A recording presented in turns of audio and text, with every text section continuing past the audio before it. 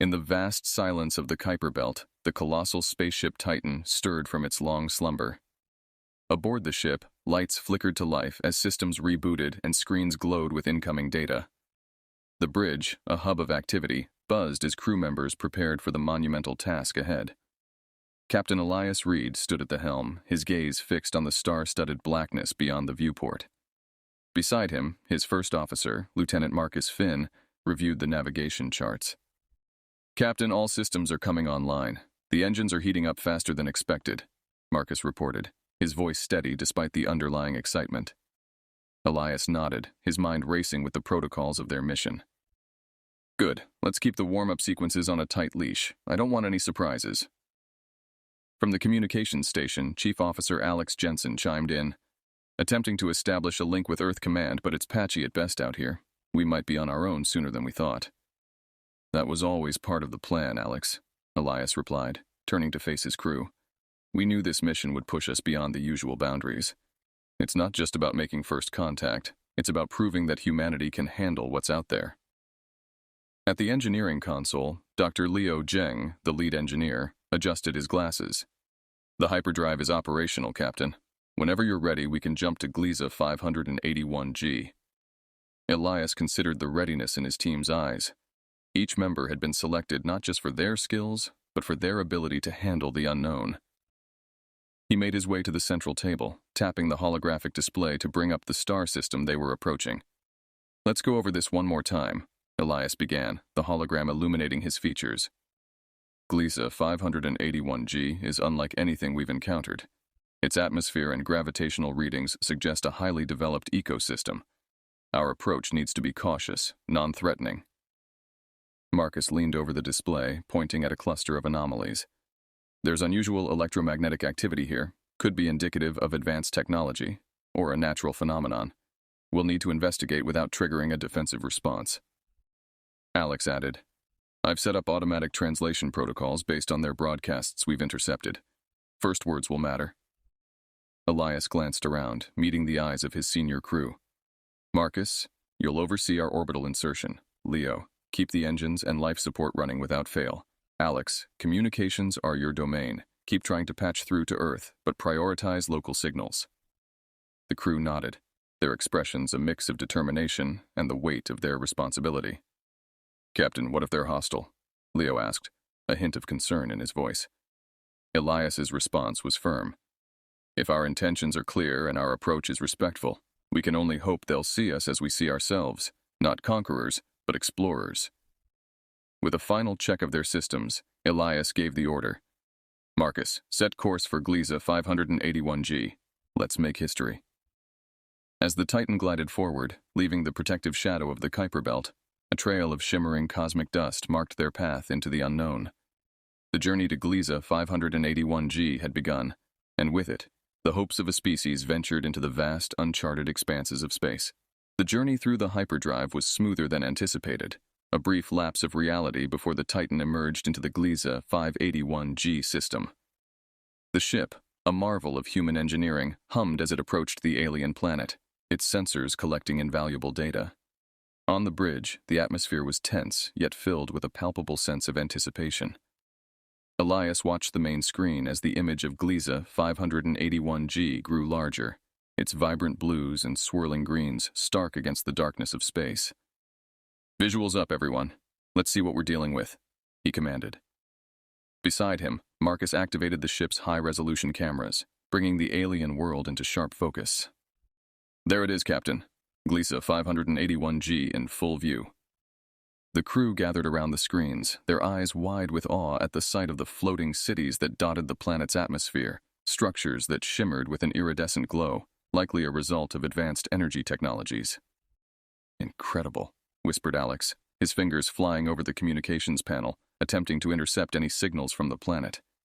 "Keep an eye on any transmissions coming from those cities," Elias instructed. "We need to understand their communication protocols." Suddenly, a flurry of activity erupted from the communications station.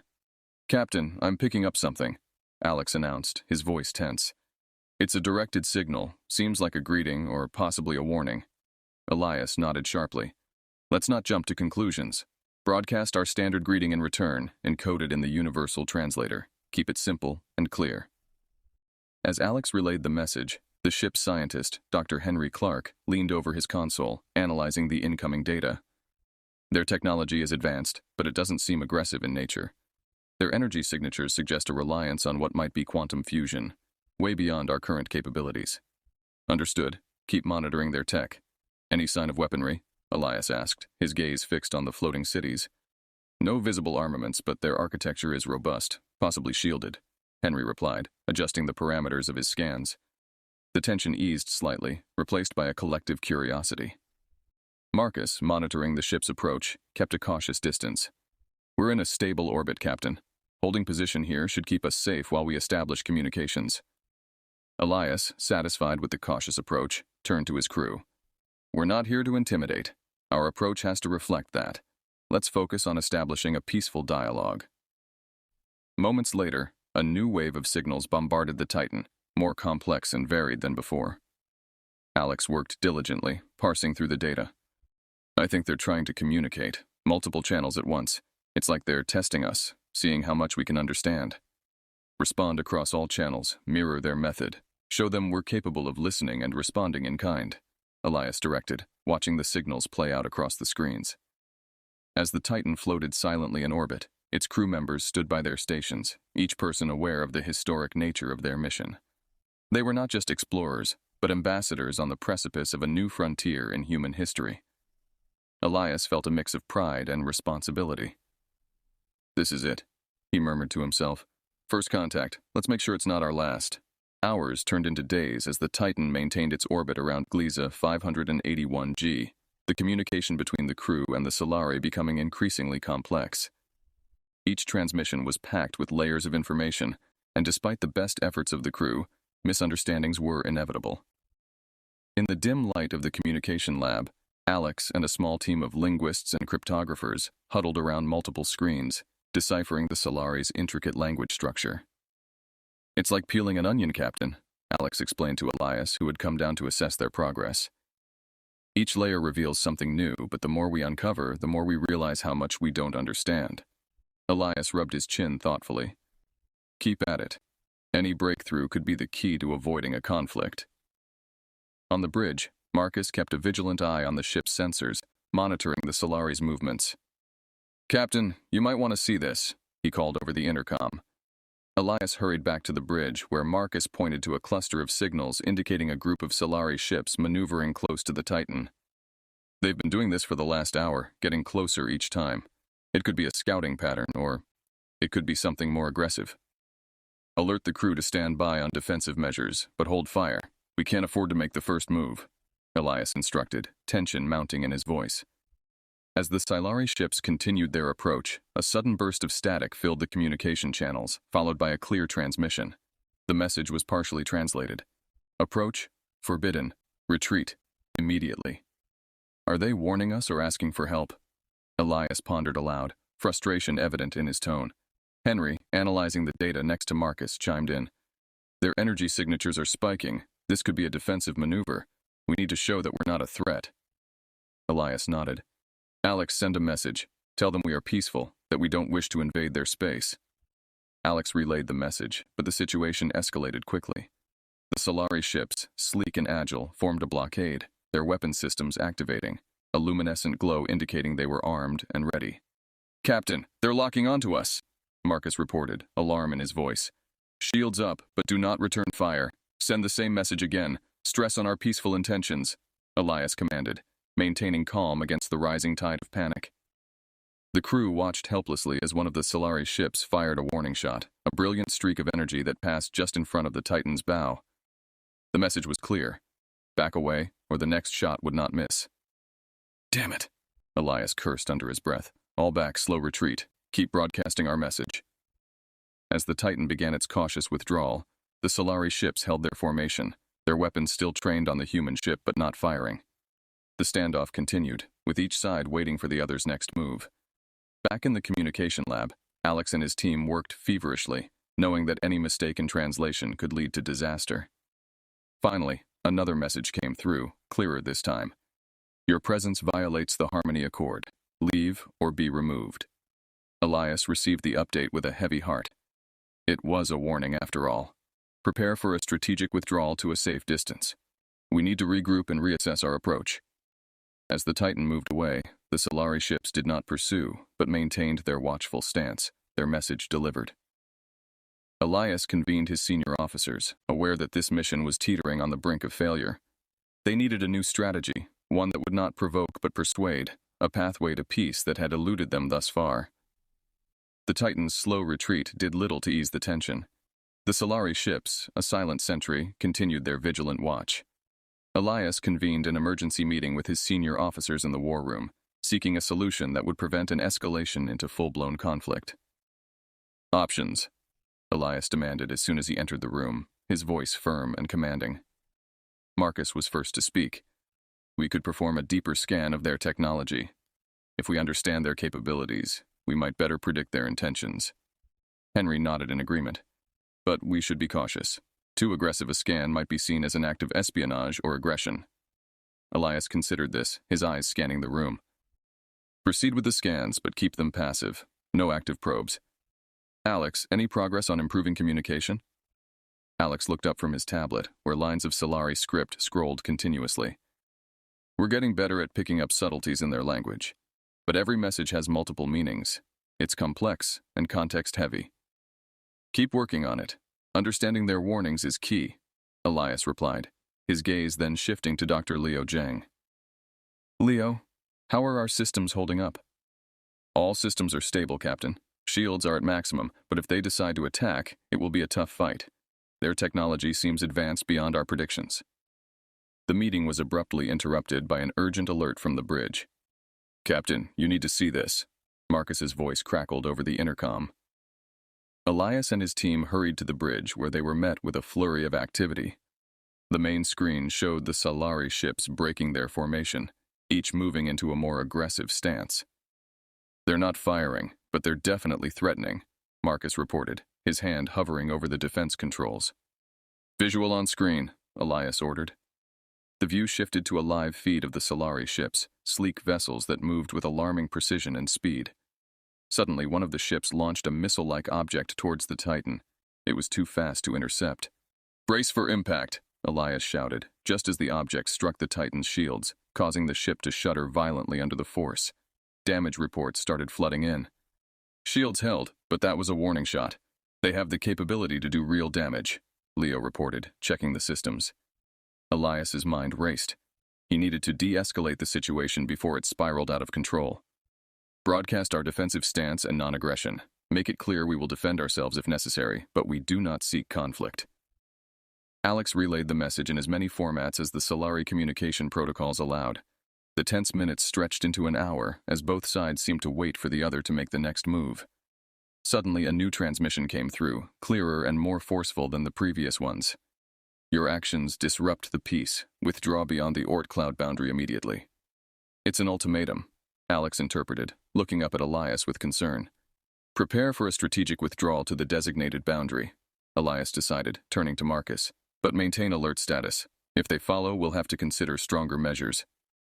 As the Titan slowly moved away, complying with the Solari demands, Elias stood back, watching the stars streak past on the main screen. His mind was a whirlwind of tactics and regret. Peace was the mission, yet every move they made seemed only to deepen the divide. We'll regroup beyond their boundary, Elias finally said, speaking more to himself than anyone else. We need a new approach, and we need it fast. This isn't just about making contact anymore, it's about preventing a war. As the Titan withdrew to the designated boundary outside the Solari's Oort cloud, the atmosphere among the crew shifted from tense anticipation to somber reflection. They were now in a holding pattern, both literally and figuratively, as they tried to decipher their next move. Elias stood at the bridge, staring into the vastness of space, contemplating their isolation. We're now outside their claimed territory. Keep all systems on passive and monitor any approach from the Solari, he instructed Marcus, who nodded and relayed the orders to his team. In his quarters, Elias met with his senior advisors to reassess their strategy. We've managed to avoid immediate conflict, but our presence here is still a point of contention for the Solari. We need a breakthrough in communications, he stated, looking each of his officers in the eye. Alex joined the meeting via video link from the communications lab, where he and his team were tirelessly working through the data they had gathered. "We've made some progress, Captain. We're starting to understand some of the underlying cultural references in their language, which helps clarify their messages. They value harmony and see us as disruptors." "That's useful to know," Elias responded. "Keep pushing for a deeper understanding. Any insight could be the key to peace." Back on the bridge, Dr. Henry Clark and a team of scientists were scanning the boundary of the Solari territory, collecting as much non-invasive data as possible. The environmental readings suggest their planet is incredibly rich in resources, which might explain their defensive stance, Henry reported during a briefing. Elias absorbed the information, his mind racing. If they perceive us as potential invaders, it's no wonder they reacted so strongly. We need to assure them of our peaceful intentions. For days, the Titan remained at the boundary, a quiet sentinel in the void. Communications between the ship and the Solari were sparse, each message heavily scrutinized for intent and meaning. One evening, as Elias reviewed the latest communication logs, an alert came from the bridge. "Captain, we're detecting a new type of signal from the Solari. It's different, more direct and possibly conciliatory." Alex's voice crackled over the speaker. Elias hurried to the communications lab, where Alex played the new transmission. The tone was indeed different, less aggressive and more inquisitive. "They're asking about our energy technology, possibly trying to understand our capabilities beyond military might," Alex interpreted. "This could be our opening," Elias mused aloud. "Prepare a detailed presentation of our energy systems, emphasizing their use in sustaining life and advancing knowledge, not just powering weapons." The following days were spent crafting the message, using every piece of understanding they had gained about the Solari language and culture. The transmission was sent, and the crew of the Titan waited anxiously for a response. The reply came sooner than expected, indicating a shift in the Solari's approach. "They've acknowledged our message and have invited a small team to discuss technology and cultural exchange," Alex announced with a cautious optimism. Elias felt a surge of relief mixed with apprehension. "Assemble a team and let's prepare for this meeting. It's a chance to finally bridge the gap between us." As the Titan's crew made preparations, the ship remained a silent outpost, its presence a testament to the delicate balance between peace and conflict in the cosmos. Each member knew the importance of the upcoming discussions, not just for their mission, but for the potential future relations between humanity and the Solari. The siege of silence was lifting, slowly giving way to a cautious dialogue, the first true step towards understanding, and possibly, an enduring peace. The day of the meeting approached with a mix of anticipation and underlying tension among the crew of the Titan.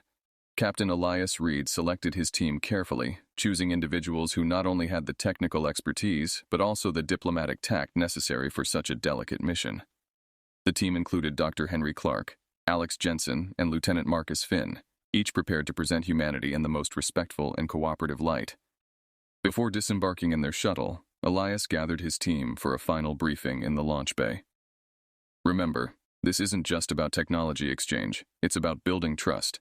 Listen more than you speak, and let them lead the conversation," he advised, looking each team member in the eye. The shuttle journey to the Solari meeting site, a neutral space station orbiting Gliese 581G, was short but fraught with silent anxiety. Upon arrival, they were greeted not by the military escorts they expected, but by Solari diplomats, a sign that perhaps their peaceful message had been received in the spirit it was sent. The meeting room was stark and functional, with a large circular table at the center. The Solari were already seated, their appearances varying in color and form, reflecting perhaps their societal roles or ranks. Elias and his team took their seats, noting the careful arrangement that kept both parties equidistant from each other. A Solari, who introduced herself as Ambassador Salin, began the dialogue. Her voice was modulated through a translator device, making her words clear and precise. "We welcome you, representatives of Earth. Your message has been heard, and we are here to understand, not to confront." Elias responded with equal formality. "Thank you, Ambassador Salin. We are here in the hope of building a foundation for mutual respect and understanding." Dr. Henry Clark presented first, offering a detailed overview of human advancements in renewable energy technologies. "Our goal is to harness energy in a way that sustains our planet and our people with minimal impact on the universe around us," he explained. showing holographic models of Earth's various green energy systems.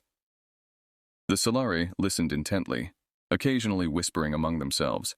After the presentation, one of the Solari scientists, a being with shimmering blue skin, asked detailed questions about the environmental safeguards of human technology. Alex took the lead in discussing the communications technology, particularly how humans had developed various protocols to prevent and resolve conflicts through dialogue and data exchange. "Understanding is the first step towards peace," he remarked, echoing the captain's earlier words. Marcus spoke last, emphasizing the defensive nature of their mission and their desire to explore and learn rather than conquer. The Titan was designed as a vessel of discovery, equipped for protection, but guided by curiosity. As the meeting progressed, the initial formality gave way to a more genuine exchange of ideas and even laughter. Salen acknowledged their openness. "Your journey here was bold and fraught with misunderstanding, yet you seek peace. We respect that and propose a series of cultural exchanges to begin bridging our worlds." Elias, feeling a cautious optimism, agreed. "We would be honored to learn from you and share our own experiences and knowledge." The meeting concluded with an agreement to establish a communication link between the Titan and the Solari leadership, ensuring ongoing dialogue. As the human team returned to their shuttle, Elias felt a weight lift from his shoulders. They had achieved a significant breakthrough, not through displays of power, but through the simple act of communication and a genuine desire to understand. Back aboard the Titan, the crew celebrated their successful encounter. "Today, we made history," Elias announced to his team. "But more importantly, we've taken a real step towards peace. Let's make sure this is just the beginning." With the successful communication link established between the Titan and the Solari leadership, the next step was to solidify this new bond through a series of high-stakes meetings known as the conclave. These were to be held on a neutral space platform, equidistant between Earth and Gliese 581G. Captain Elias Reed, alongside his chosen delegates, prepared meticulously, understanding the gravity of what these talks represented. The platform was a marvel of both human and Solari engineering, designed to be culturally neutral to foster a sense of equality and openness. Elias and his team arrived early to familiarize themselves with the environment, which was adorned with symbols of peace and cooperation from both civilizations. As the Solari delegation arrived, led by Ambassador Celine, the air was filled with a cautious optimism. Formal greetings were exchanged, and Elias opened the conclave with a heartfelt speech. "We stand at the threshold of a new dawn," he began, his voice resonant in the chamber. "Here, we can lay the groundwork for a future not written in the language of conflict, but in the script of collaboration." Ambassador Salen responded in kind, her tone equally hopeful. "Our two peoples have much to learn from one another. May our discussions here extend beyond mere diplomacy and lead to a lasting friendship." The conclave sessions were intense and productive. Topics ranged from technological exchanges to environmental conservation and even joint exploratory missions. Each session was conducted with a spirit of earnest inquiry and mutual respect. During a break, Elias found himself beside Salen, overlooking the viewport showing the vast expanse of space. "It's remarkable, isn't it?" he remarked. "From such distances, we've managed to come together." Salen nodded, her eyes reflecting the starlight. "It is a testament to our shared curiosity and our unyielding desire for peace. Let us hope that the void between our worlds continues to shrink." As discussions resumed, Dr. Henry Clark presented the latest human advancements in artificial intelligence and its potential uses in ecological management. The Solari were particularly interested, proposing a joint venture to develop AI systems that could monitor and heal environmental damage on both human and Solari worlds. Meanwhile, Alex and a team of linguists from both sides worked on developing a new linguistic framework to facilitate even smoother communications in the future. Their efforts were crucial in preventing future misunderstandings and fostering deeper cultural exchanges. The highlight of the conclave was the session on security and defense. Here, Marcus took the lead, outlining a proposal for a joint peacekeeping task force. This force would not only serve to protect our respective borders, but also as a symbol of our united front against any who would threaten the peace we seek to build, he explained. The proposal was met with keen interest from the Solari, who suggested an addendum that included shared training programs for peacekeepers, blending strategies and tactics from both cultures to create a cohesive unit. As the conclave drew to a close, a formal agreement was drafted, encapsulating all the resolutions and plans for future cooperation. Both sides signed with a sense of accomplishment and a newfound respect for each other's cultures and aspirations. In his closing remarks, Elias expressed his gratitude and hope. This document is not just paper and ink, or its digital equivalent. It is a promise, a blueprint for the future we build together. Let us move forward, not as strangers, but as partners. The delegates from both sides stood, applauding the successful conclusion of the conclave. As they departed, plans were already underway for the next meeting, with both sides eager to continue the dialogue they had started. Back aboard the Titan, Elias looked out at the stars, feeling a profound sense of purpose. The conclave had not only averted potential conflict, but had laid the foundation for a profound and lasting peace. It was a new chapter for humanity, a testament to the power of diplomacy and the enduring human spirit.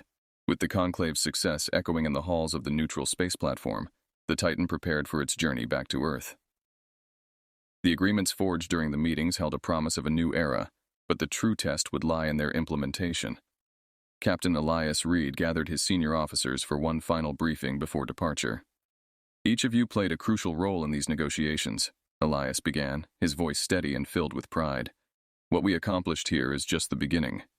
We have the foundations of a lasting peace, but now we must build upon them. Marcus nodded, his usual stoic expression softened by a rare smile. The Joint Peacekeeping Force is already being organized. We've received word from Earth Command that they are fully on board and ready to support our new allies. Dr. Henry Clark, ever the scientist, was brimming with excitement over the proposed joint ventures. Our collaboration on AI and environmental monitoring is unprecedented. The Solari's insights could accelerate our own research by decades. Alex, who had tirelessly worked on the communications protocols, added, "We've already set up the continuous communication link with the Solari.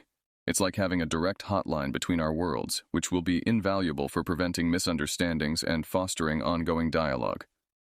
Elias looked around the table, his heart swelling with a sense of unity and accomplishment. "We'll be sending regular updates to Earth about our progress. Remember, this isn't just a victory for us, but for all of humanity. We've shown that peace is not only possible, but achievable through cooperation and mutual respect." With the briefing concluded, the crew of the Titan went about their final preparations. The ship, a symbol of human ingenuity and resilience, began its slow departure from the space platform. As it drifted away, the delegates from both sides exchanged final farewells, their gestures and words filled with hope and gratitude. Elias found himself once again staring out at the stars from the bridge, reflecting on the journey that had brought them to this point.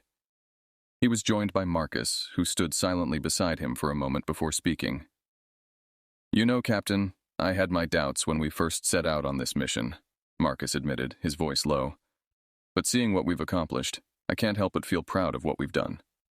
Elias smiled, placing a hand on Marcus's shoulder. "We all had our doubts, Marcus, but we faced them together and came out stronger. That's what matters." As the Titan moved farther from Gliese 581G, a Solari ship fell into formation beside them, a gesture of goodwill and camaraderie. The sight was both humbling and inspiring, a visual representation of the bond that had been forged. Back on Earth, news of the successful negotiations and the promise of peace with the Solari spread quickly. The crew of the Titan were hailed as heroes, their mission a beacon of hope in a galaxy too often marked by conflict. In the weeks that followed, the agreements made at the conclave began to take shape. Joint scientific teams were dispatched to both Earth and Gliese 581G, working side by side to tackle the challenges that faced both civilizations. The Peacekeeping Force, a symbol of their united front, began training exercises that blended the best tactics and strategies of both species. Elias and his crew returned to a hero's welcome, but their journey was far from over. The mission had only just begun, and the real work lay ahead. Maintaining peace, fostering understanding, and building a future that honored the spirit of the conclave would require dedication and vigilance. As the Titan docked at its home base, Elias took a moment to address his crew one last time. "We set out on this mission with a single goal, to make contact. What we've achieved goes far beyond that. We've laid the groundwork for a new era of cooperation and peace. Let's carry this spirit with us in everything we do, now and in the future." The crew dispersed, each member taking with them the lessons and experiences of their incredible journey. For Elias, the mission had been a defining chapter in his career, but it was also a personal triumph. He had seen firsthand the power of unity and the potential for humanity to rise above its fears and prejudices. Looking out at the stars one last time before heading to his quarters, Elias felt a deep sense of fulfillment. The Titan's mission had been a success, but more importantly, it had proven that even in the vast expanse of space, peace was within reach. And with that, he knew that humanity's future among the stars was brighter than ever.